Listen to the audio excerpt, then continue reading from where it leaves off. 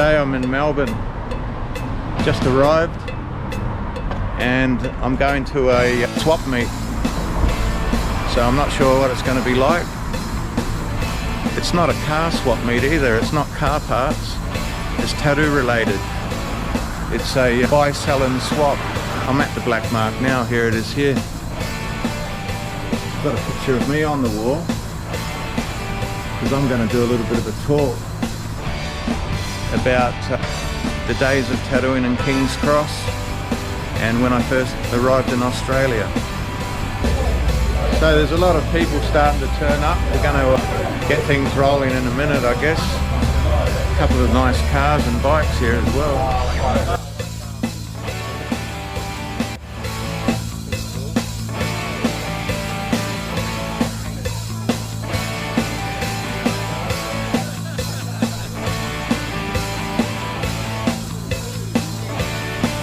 So I'll take you into the studio.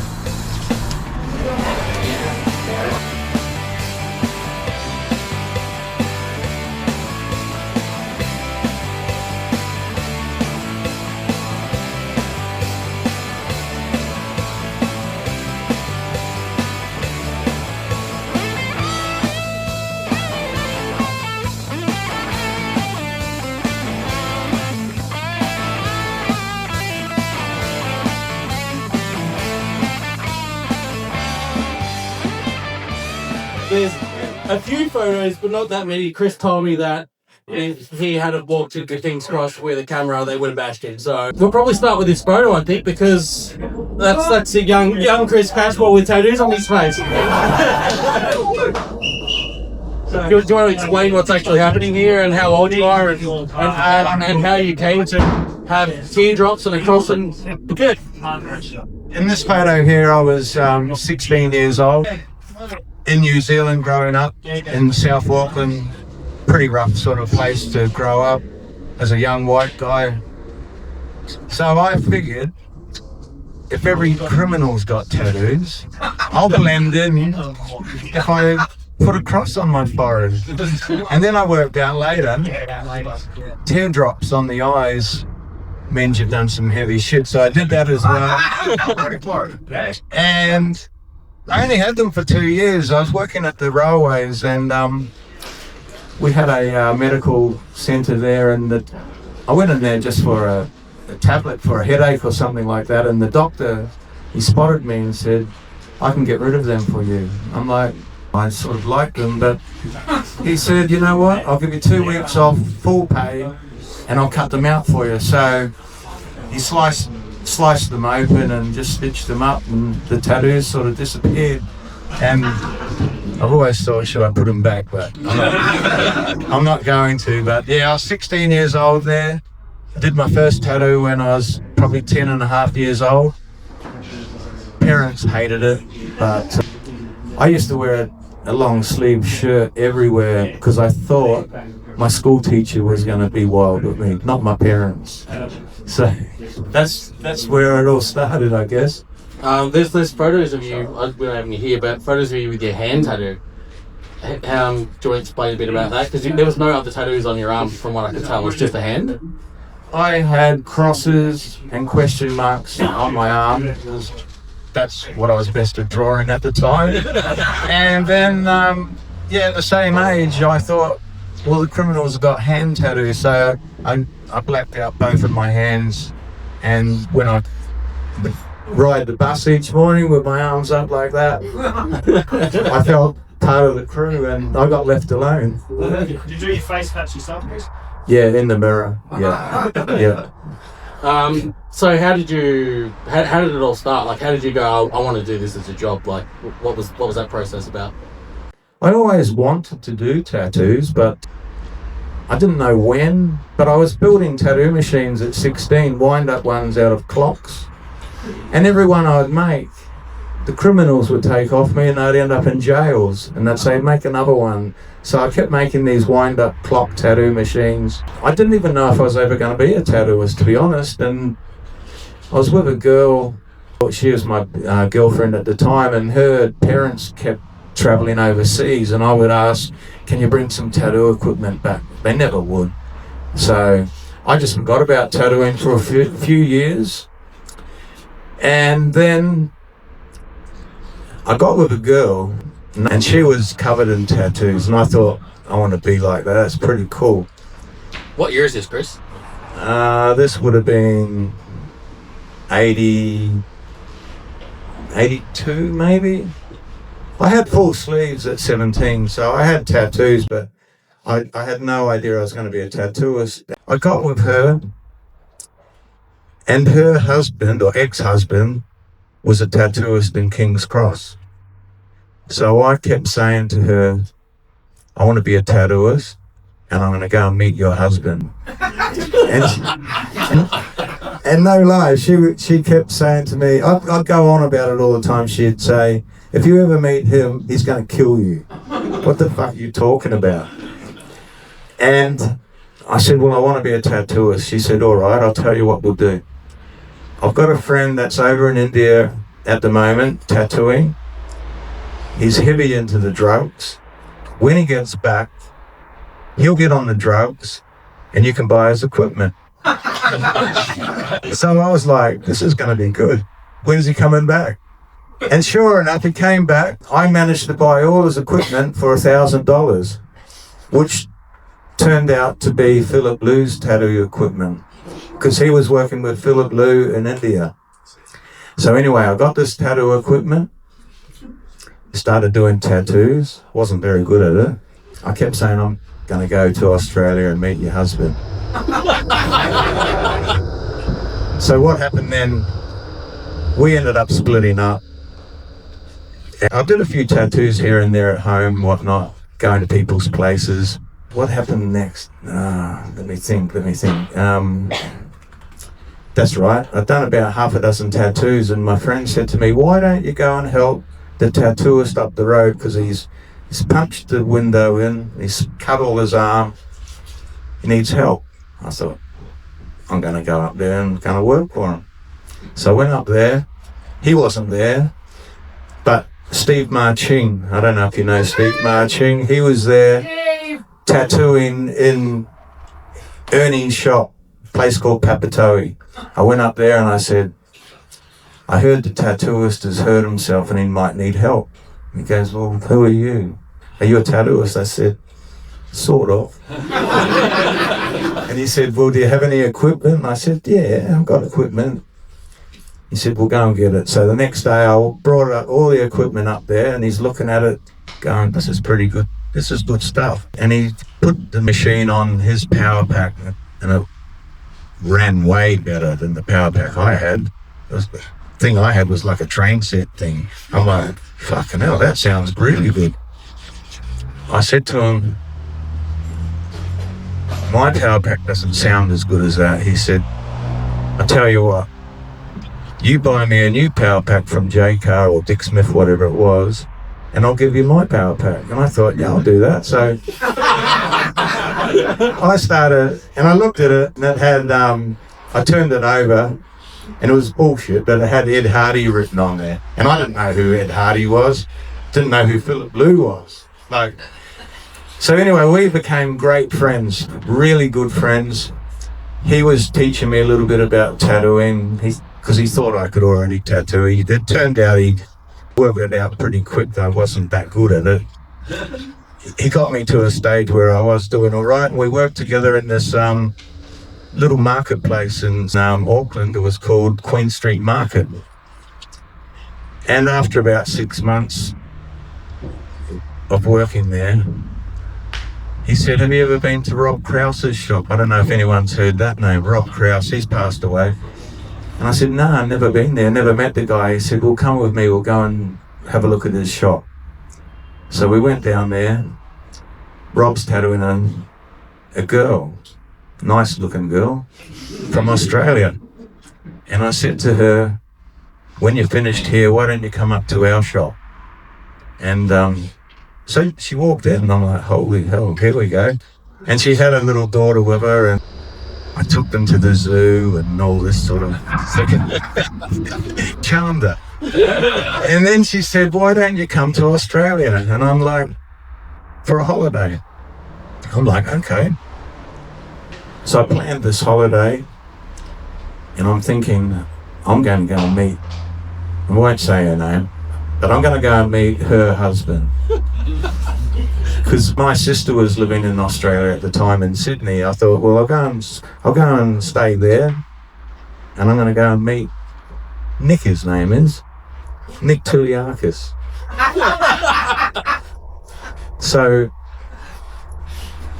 I went to the shop. Nick wasn't there. Max was there, Max Chater. Pete and Max Village Tattoo it was. And I said, I'm a tattooist from New Zealand, looking for a job.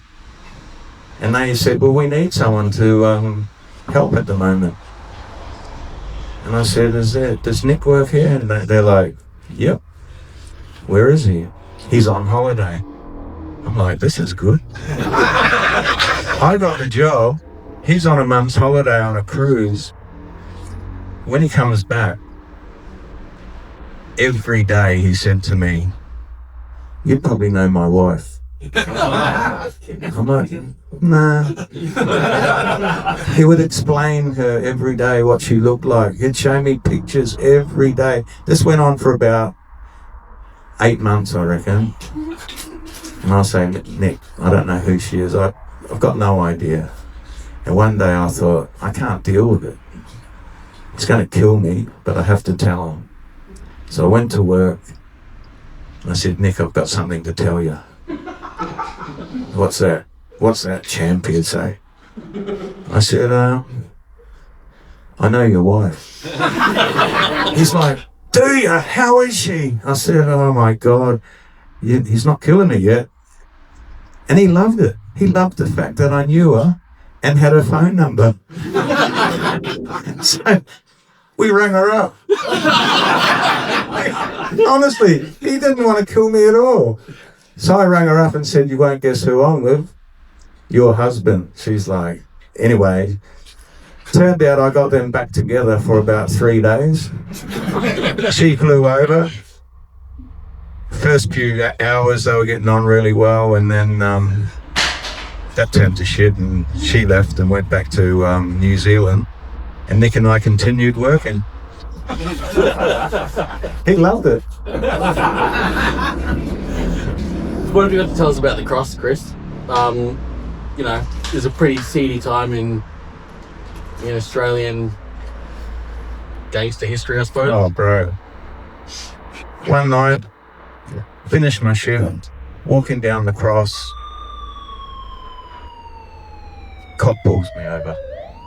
Turns out it's Roger Rogerson. Oh!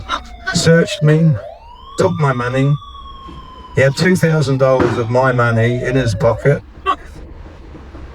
And after about 5 minutes, I said, you can't just take my money. That's hard-earned money. What are you doing? I'm like dumbfounded. He said, money? Where do you work? I said, I work in the tattoo shop right there with Pete and Max. Oh, do you? Well, here's your money back. I'm like, man, this is crazy. So I went back to the shop and said, this cop pulled me over and took my money. Oh, you've met Roger, have you? I'm like, yeah. And they said, oh, well, we need to take you for a walk. So Max and Pete took me for a walk to every club in town, both sides of the street, introduced me to every stripper, That's Matt security guard. Anyway, I was part of the crew after that, and they said, Chris is from New Zealand, he's green, just treat him right, he's part of us. And I'm like, now I'm one of the boys. It was good. Got a photo here. You want to explain this one, Chris? That's Nick's brother. That's Rocky Tiliakis. I took his job. And then he'd keep coming in and saying, you got my job, blah, blah, and I'm coming back. And this guy's crazy, but cool crazy. So he came back and worked, and then I ended up working with him. We're great friends to this day. We've tattooed all night together from 6 o'clock at night till maybe 4 in the morning most nights. We had a little garage band together and we played music. I played the drums. He guitared and sings and all that. You did tell me a story about him at one point where he used to be the shop enforcer when it would get rowdy at night time. Oh, this guy is mental when it comes to fighting. I haven't met one guy that can beat Rocky in a fight. He is really, really good. And our shop was probably, maybe a third of this whole room. Everyone in there would be smoking. There'd be 30 people standing around smoking. The smoke would come down to the level that we could just duck under and keep tattooing. And if there was any people rowdy, which there always was, he would jump up and say, "You're the biggest, you're going to be knocked out first." Tell him, Chris. I'm like, oh, fuck, here we go. So he'd enforce the rules. He'd make that biggest guy in the shop become the bouncer. And if they didn't do what he told them to do, he'd just knock them out. So some of you might know that Chris is, he was one of the founders of Inkjector, so all of that stuff was more or less based on Chris's knowledge in building tattoo machines. And there's one actually in the cabinet on the front counter if you want to have a look on the way through that was made in the 80s that is now Elric. He found it, I think, at a buy swap sell or something like that as well. Yeah. Really? So that's one of the originals. If you have a look at that machine, there's a lot of, if you look at the design of that, a lot of the modern, well, maybe 10 years ago, Inkjectors were based around that machine. 100% based around that machine. Essentially, we were drunk at Chris's house and pulling out all these machines, and we were like, you can make that into something now. And that's essentially where that came from. Do you want to explain a little bit about where your machine building stuff came from and how you got into that and how that grew? Well, I was building the wind-up machines from the clocks right from the beginning. And when I got to work with Steve Ma Ching, he would say, if you can't build a machine, you shouldn't be tattooing. And I'm like, well, that makes sense. Because I knew I could build machines because I was building the wind-up ones. And I said, well, show me how you make them. So we would go down to Dick Smith, buy an electric motor, solder a few pieces together, and essentially it was that machine in the cupboard, but a little bit different, not much different. So Steve Ma Ching taught me how to build those type machines, but he was also taught by someone else like Rob Krause, Merv O'Connor, and a couple of other tattooists in Auckland. So there was about 6 of us building very similar machines. And they were rotaries and not coil machines? Yeah, rotaries, 100% rotaries. Single needle liners and... Yeah. Yeah. Did you do coils at any point in New Zealand, or was that later? I only did coil machines once I got to Australia, but I kept looking at them all the time thinking, it can't be too hard to do, you know what I mean? Yeah. Yeah. Good question, Steve. What made you decide to use the spring on the back of the handlebar? Well, that's how I got my eccentric. I couldn't make a cam. I didn't have a lathe or mill. So that was a very easy way to do it. And it works just as good as a cam. What are you doing here, Chris? Oh, I'm tattooing John. Johnson. Oh, and I've got one of those machines. Yeah. Yeah. So you can't really see it. It's not that clear in that photo, but you can go and have a look at it later if you want. It's labelled over there, so you get to tell what it is. But it looks a whole lot more modern than being from the 1980s, which is pretty crazy. Yeah, well, that's one right there, and that ultrasonic with the holes in it. Won't tell you what's going on there, but there wasn't much sterilisation going on at the time. That was standard still, was it? It was, wasn't it? Yeah.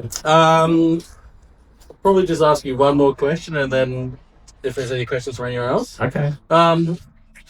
Used to in the evening of the cross, when it was crazy busy and you were tattooing, you know, hundreds of people a night throughout the shop. Yep.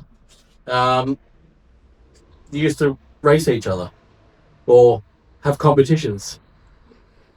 With the tattooing? Yeah. 100%. You want to explain a little bit about that? And what shenanigans happened when you may have left your station or... Yeah. We used to sabotage each other's machines. We would send tattooists to go and get a coffee and steal all the customers. I was more or less going to ask that question. I didn't know you were sabotaging tattoo machines. Yeah. I was more talking about when you go to the bathroom and all of a sudden your client was no longer there and I'm getting tattooed by someone else. By Rocky. Yeah. Rocky every time. He would send me to get a coffee. There'd be 6 people there waiting for a tattoo. He'd put all their stencils on. What are you doing, Rocky? He goes, oh, they want me to tattoo them. I'm like, no, they don't. So I learned very quickly that this guy plays games. So I ended up learning the games and I played them back. And then you had competitions about like who could tattoo the most people in a night and stuff. It was all about who made the most money. We didn't care how many tattoos got done, but we'd count the money and that was the winner. My last question is, there is a story that you told me many years ago about the play on words that a customer used on you to get out of paying. Oh, You actually... Asian guy gets a tattoo. How much is the tattoo? $150. Gives me $50. And there was about 6 of them. What am I meant to do? Like, $150. Yeah, $150.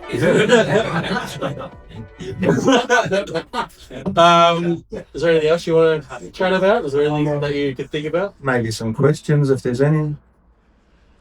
Chris, have you still got that first setup that you bought? No. What happened to that? Like, especially being a Philip Blue setup. I gave it to Merv O'Connor. Do you know what happened to it after that? It's probably still in his collection, but he's passed away. So it would be somewhere and it would still be safe, but no, I don't have it. Okay. You thought about trying to track it down? I have, but at that stage I didn't even know who Philip Blue was, so it didn't matter really. Okay. It was just a little national machine. I've still got 2 little boxes that the needles and things were in, and I treasure them. Just 2 little plastic containers. Yeah. Because one day I would like to verify, is this your box? You know what I mean? Yeah. There's no reason to lie about it at that point in time as well, right? 'Cause, No. like, nobody would have known. No, that's Like, it. in the 80s, like, it would have been whatever. That's it. Yeah. Yeah. Any other questions anyone's got? I got another one. What was it like being so heavily tattooed back in the 80s? Like, Beautiful. right? Well, that's it for the swap meet. Went well. We had a great time. Caught up with a lot of my friends. And now I'm going to my favourite restaurant in Chinatown. It's Japanese Stonegrill. Hopefully they'll let me in. I know the lady who owns it, so we'll see how we go.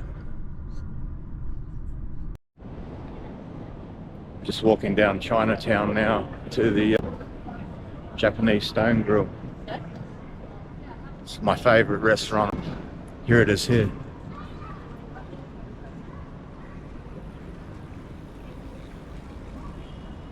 I hope my friend's here.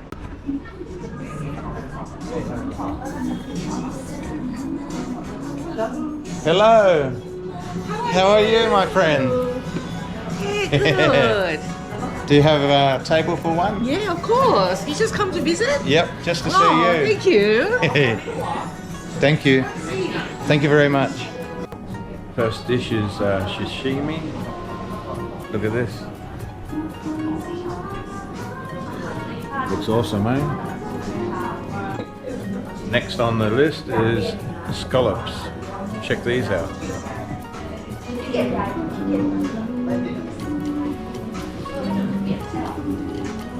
They're beautiful. Whatever the sauce is they put on there is just amazing. The next dish is miso soup. Beautiful, beautiful. Next up is Wagyu Stonegrill. Check this out. And lobster tail.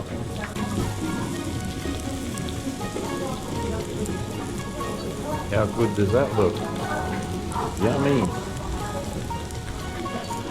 And to top all that off, I'm going to have a little bit of dessert, which is this. I forgot what it was called actually, but it looks damn nice. Can't wait. Thank you so much. I'll see you next time I'm in town. Bye bye. Bye bye.